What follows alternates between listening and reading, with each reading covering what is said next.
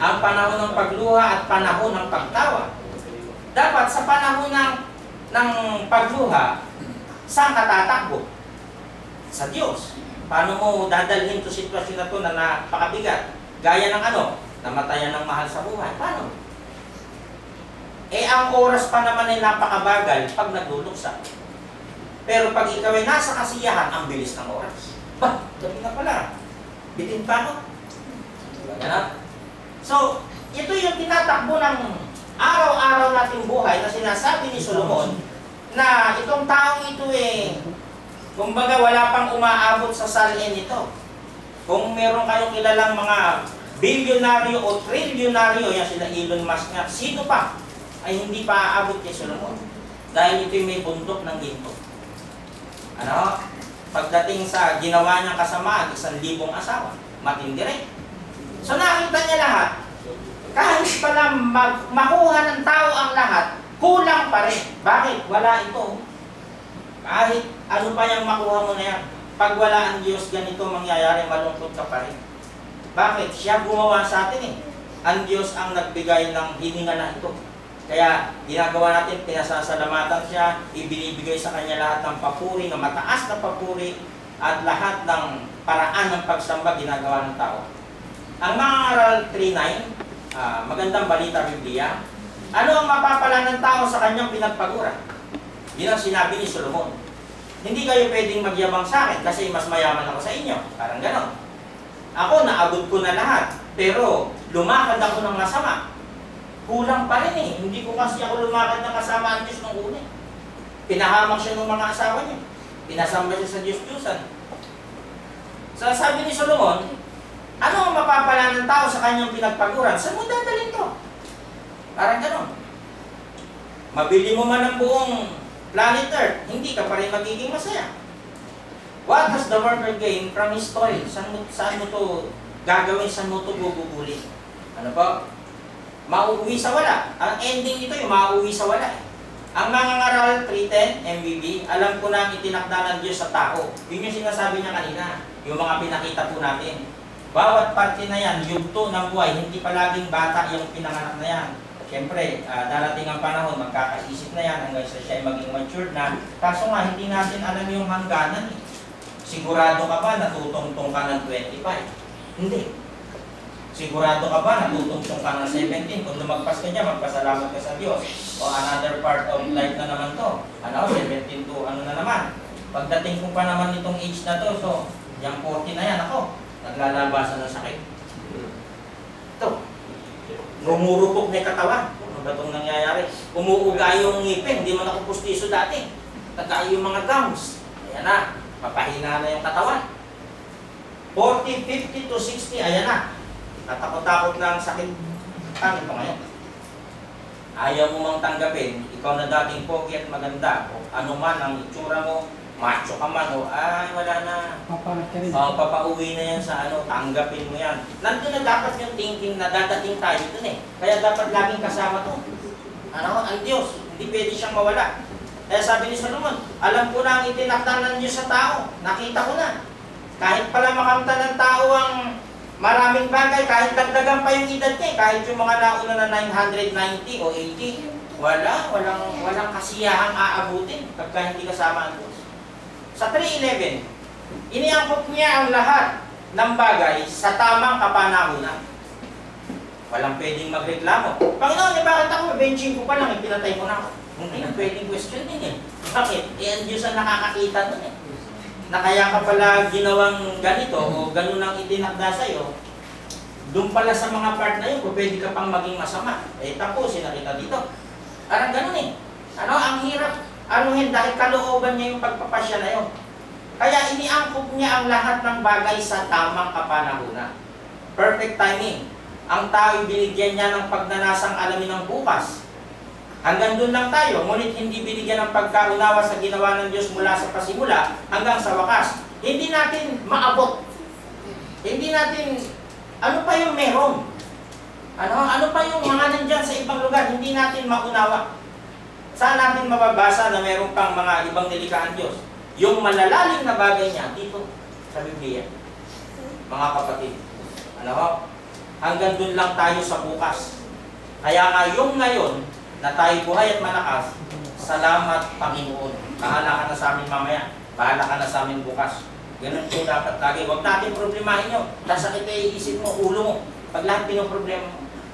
Ano? Yung ngayon, Ecclesiastes 3:10-11. I have seen the task which God has given the sons of men with which to occupy themselves. He has made everything appropriate in its time. Kaya yun yung ating title, in His time. Siya magpasya sa atin. He has also set eternity in their heart. Yet so that man will not find out the work which God has done from the beginning even to the end. Hindi natin maabot yung talino ng Diyos. Hindi natin masukat. Ano? Sa mga bagay na ginawa niya na totoong napakasarap mabuhay sa mundong ito. Ang mga ngaral 3:12, alam kong walang pinakamabuti sa tao, kundi magpakaligaya at gawin ang pinakamabuti habang siya'y nabubuhay. Kita mo na, pinaaalis sa atin yung lahat ng mga nakakabagabag na ini-stress o nakaka-stress o anumang bagay na nagpapahirap sa'yo. Ayaw ng Diyos yun na binigyan ka ng buhay, ginugugol mo lang sa mga moment na malulungkot o anumang bagay. Parang katapusan na ng mundo. Hindi ganun. Pagkasama mo ang Diyos, maiisip mo lahat ng bagay na napakaganda pala. Na siya pala talaga ay kumikilos sa iyong buhay na mayroong angkop na magandang kapalaran na ibibigay sa iyo. Ano? Gawin ang pinakamabuti habang siya'y nabubuhay. Ano yung kaya mo gawin? Igawin mo. Ano yung i-enjoy mo lang yung buhay. Yun ang ibig sabihin. Ano siya kaloob siya. Hindi siya ibinigay para tayo po ay pahirapan ng Diyos. Ano po? Ang mga ngaral 3:13, alam ko rin kaloob ng Diyos na ang tao'y kumain, uminom, ano pa? At pakinabangan ang bunga ng kanyang pinagpaguran. May bahagi ka ron. Sa madaling salita, doon sa bahagi mo na yon, doon ka ngayon magbabalik sa Diyos. Masusuko ka ngayon doon. Pagka ibang naman ay medyo, ay akin na to, hindi ako magbibigay, parang ganon, may question doon. So, doon sa pagkain at sa pag-inom at sa pakinabang sa bunga ng iyong pinagpaguran, nandyan din yung kasiyahan ng pagbibigay. Diba sinabi ni Pablo yun? Na mabuti yung nagbibigay kaysa sa tumatanggap. Sa unang Korinto yata. So, napakaganda ng mga ipinapakitang salita ng mga ngaral na siyang magbibigay sa atin ng kalakasan ng loob. I know that there is nothing better for them than to be happy and enjoy themselves as long as they live. Kasi pag pikit mo, hindi mo na alam ang mangyayari. Pag ang tao'y nawala na, wala ka ng kapangyarihan dyan. Sira na yung isip mo, sira na yung puso mo, laglag na lahat yan, mabubulok lahat ang katawan. Kumbaga, para ka na lang aakayin eh. Halika, sama ka dito. Hindi ka na pwede, saan tayo pupunta? Left, right. Ganun na lang mangyayari. Dadaling ka na. Kaya inihahanda po yung ating mga sarili, yung ating mga nasa loob na kaluluwa niyan, inihahanda yan. Kailangan hanggat ikaw ay may buhay, maihanda mo yan sa Diyos sa paggawa ng mabuti. Kasi pag itong katawan na ito ay inabutan sa time na gumagawa ng masama, ayun na ang problema. Yung life after death. Saan ka ngayon pupunta? Naabutan ka pala na ikaw halimbawa ay hindi sumasampalataya sa Diyos. Naabutan ka halimbawa na ikaw ay gumagawa ng kasama. Paano nga ito? Ano po? Ayaw ng Diyos yung sin. It is God's gift. Ayan o. I know that there is nothing better for them than to be happy and enjoy themselves as long as they live. Moreover, it is God's gift that all should eat and drink and take pleasure in all their toil. Ano ng Diyos yun? Libre yun. Ano po? Karapatan mo yun. Huwag mo nga lang, kumbaga, samantalahin. Mga ngaral 3:14. Alam kong mamamalagi ang lahat ng ginawa ng Diyos. Wala nang kailangang idagdag. Baga, parang wala na tayo, parang wag mo nang questionin ng Diyos, parang gano'n eh. Wala rin dapat bawasin. Gayon ang ginawa ng Diyos upang ang tao magkaroon ng takot sa Kanya. Pinakita na ni Solomon. Ito na yung mangyayari sa buong buhay natin. Lahat ng babasa ng mga ngaral, yun kayo ng marami doon na maliliit na nakasulat nasa verse 1 to 8. Ito na yung kabuuan ng tao na mangyayari. So ano pa yung atin diyang kumbaga ay hahanapin sa buhay. And I know that whatever God does is final.